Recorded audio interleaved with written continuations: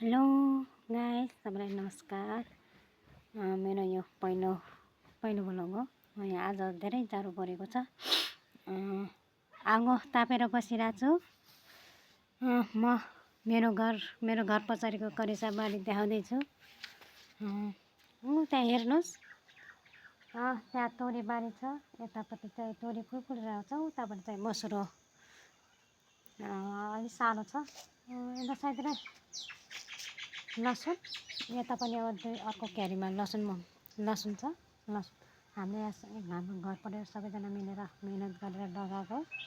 उतापट्टिको चाहिँ क्यारी आलु छ। आलु त अब कुहिरोले खाइसक्यो र उतापट्टि घाँसमा लगाएको छौँ र उतापट्टि केरा, उता साइडमा केरा लगाएको छौँ र हामी यहाँ पनि केरा यहाँ चाहिँ राजमा नै हो। राजमा चाहिँ यहाँ देख्न सक्नुहुन्छ तपाईँहरूले।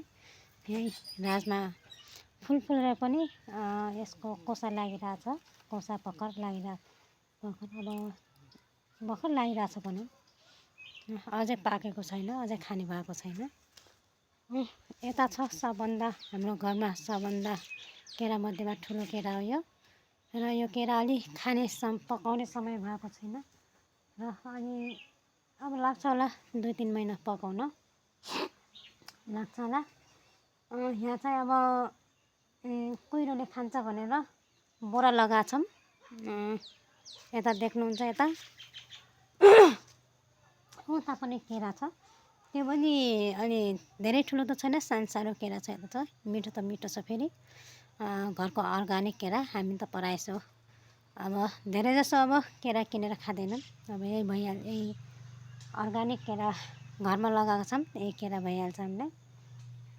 त्यहाँ अब एउटा धारा छ, हाम्रो धारा यतातिर चाहिँ यो मेरो अम्बाको रुख हो। अब अम्बाको रुख त अब थियो, तर अब काटिसकेछौँ। फेरि नयाँ पलाउँछ भनेर